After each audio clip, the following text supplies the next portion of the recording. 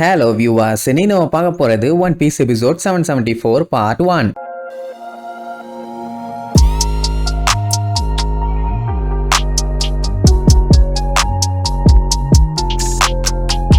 Open பண்ணா போன பாட்டுல அந்த ஜாக்கு அந்த சுனுசா யானையோட காலில் கண்டமேனிக்கு அட்டாக் பண்ணதுனால வலி தாங்க முடியாம முன்னுக்கும் பின்னுக்கும் அந்த யானை கண்டமேனிக்கு ஆடிட்டு இருக்குது. ஸோ இதனால ஊருக்குள்ள இருக்க மக்கள் அத்தனை பேருமே படாத பாடுபடுவாங்க. இதுக்கிடையில லூஃபிக்கும் மோமோக்கும் ஏதோ பயங்கரமான சவுண்ட் ஒண்ணு கேக்குது. அது யாரு பேசுறா என்னன்னு தெரியல. அதனால யாரா அது இப்ப பேசுடா யார் அது அப்படின்னு காட்டு கத்திக்கிட்டு இருப்பான். நமியை பிடிச்சி பச்சை பச்சையா திட்டுவா, முட்டா பாயல எங்களுக்கு எல்லாம் அந்த மாதிரி எந்த ஒரு வாய்ஸுமே கேட்கலாம்பா. ஆனா அவனுக்கு அந்த வாய்ஸ் நல்லா சத்தமா பயங்கரமா கேக்குது. அதை கேட்டுட்டு டியூக்கும் கேட் பைப்பரும் பயங்கரமா ஷாக் ஆயிருவாங்க. என்னடா இது இவனும் கேக்குதுன்னு சொல்றானேன்னு. உடனே டீம் ஆளுங்க எல்லாத்துக்குமே ஒரே குழப்பம், ஐயோ என்ன பிரச்சனைன்னு தெரியலையேன்னு. அப்பந்தான் அந்த பெட்ரோ மேட்ரை சொல்லுவான். கோல்டு டி ரோஜர், ஓடன் இவங்க எல்லாருமே இதே மாதிரி சத்தம் ஒண்ணு கேட்டிருக்குன்னு சொல்லியிருக்காங்களாமா. அதுவும் அந்த சத்தம் பயங்கர லவுடாவும் இருக்கும். அந்த சத்தத்துக்கு அவங்களால ரெஸ்பாண்டும் பண்ண முடியல. அட இதே விஷயத்தை தானே இப்ப லூஃபியும் எக்ஸ்பீரியன்ஸ் பண்றான். இப்படி இவங்க பேசிட்டு இருக்கும் போது மறுபடியும் அந்த இடம் கண்ணா பின்னான்னு அதிரும். அங்க இருக்க சின்ன சின்ன வீடுகள்லாம் மேல இடிஞ்சு விழ வரும். நல்ல வேலை ஸ்ட்ராங்கான ஆளுங்க நம்மளுக்கு இருக்கிறதுனால முடிஞ்ச அளவுக்கு யாருக்கும் அடிபடாத மாதிரி கஷ்டப்பட்டு காப்பாத்துவாங்க. சோ இப்போதைக்கு எல்லாருமே ஒரே ஸ்பாட்ல எதையாச்சும் கிரிப்பா புடிச்சுக்கிட்டு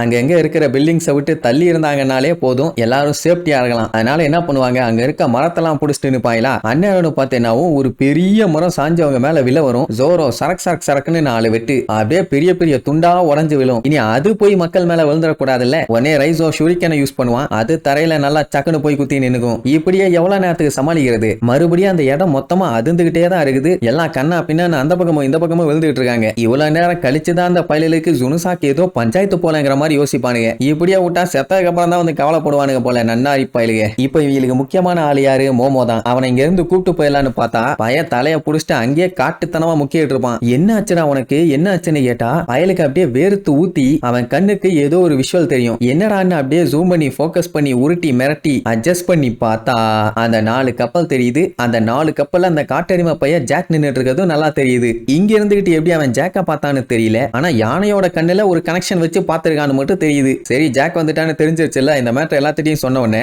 எல்லாரும் ஒரு செகண்ட் ஆடி போயிருவாங்க. ஏன்னா அந்த நன்னாரி பைய செத்து போயிட்டான்னு சொல்லி நியூஸ் பேப்பர்ல படிச்சாங்க. ஆனா இப்ப திரும்பி வந்திருக்கான்னா அப்படின்னா மறுபடியும் இவங்களை கொல்லத்தான் வந்திருக்கான்னு கன்ஃபார்மே பண்ணிட்டாங்க. அங்க அவனுக்கு எப்படியாச்சும் இந்த சுனுசா யானையை கொன்னே ஆகணும்னு விடாம காலை அட்டாக் பண்ணிக்கிட்டே இருப்பானுங்க. யானை எல்லாம் பச்சை குழந்தை மாதிரி. அந்த உயிரினத்தை கொல்றதுக்கு எப்படித்தான் இவனுக்கு மனசு வந்துச்சோ தெரியல. ஆனா போட்டு கண்டம் பண்ணிட்டு இருக்கானுங்க. அந்த டைம் மோமோ அந்த ஜாக் வந்திருக்கான்னு மட்டும் சொல்லல. அவன் இந்த யானையை அட்டாக் பண்ணிட்டு இருக்கான். அவன் எந்தெந்த டைரக்ஷன்ல இருக்கான், அவன் எத்தனை கப்பல்ல வந்திருக்கான்னு ஒண்ணு விடாம எல்லாத்தையும் சொல்லிடுவான். இதெல்லாம் எப்படா உனக்கு தெரியும்னு கேட்டா அதெல்லாம் எனக்கே தெரியல, என் மைண்டுக்கு ஆட்டோமேட்டிக்கா வருதுன்னு புலம்பி தள்ளுவான். அப்படின்னா ஜுனுசா அழுகிறது, இந்த இடமே அதிர்றது எல்லாத்தையும் ஒன்னா வச்சு பார்க்கும்போது அப்ப மோமோ சொல்றது உண்மைதான். அப்ப ஜாக் அட்டாக் பண்ணிட்டு இருக்கான். அதுக்காண்டி கேட் வைப்பர்லாம் கவலைப்படல. உயிரோட தான் இருக்கானா, என் கையாலேயே அவனுக்கு செருப்படி கொடுக்கணும்னு இருந்தேன், செத்துட்டானேன்னு கவலைப்பட்டேன். பரவாயில்ல திருப்பி வந்திருக்கான், வரட்டும் வரட்டும் இன்னைக்கு செஞ்சிடலான்னு சொல்லி கார்டியன்ஸ் மஸ்கிட்டர்ஸ் நம்மளோட ஷிப் அனுப்புங்க, ஜாக் அட்டாக் பண்ணி தண்ணியில மூழ்கடிங்க அப்படின்ட்டு ஆர்டரை போட்ட உடனே எல்லாருமே சும்மா ஃபுல் ஸ்பீட்ல ஓடுவானுங்க. போன டைம் தெரியாதுன்னு சொல்லி சமாளிக்கணும். அதனால அம்பிட்டு பேரும் சைலண்டா இருந்துட்டானுங்க, எதிர்த்து சண்டை போடல. ஐ மீன் அந்த அளவுக்கு உக்கிரமா சண்டை போடல. ஆனா இப்போ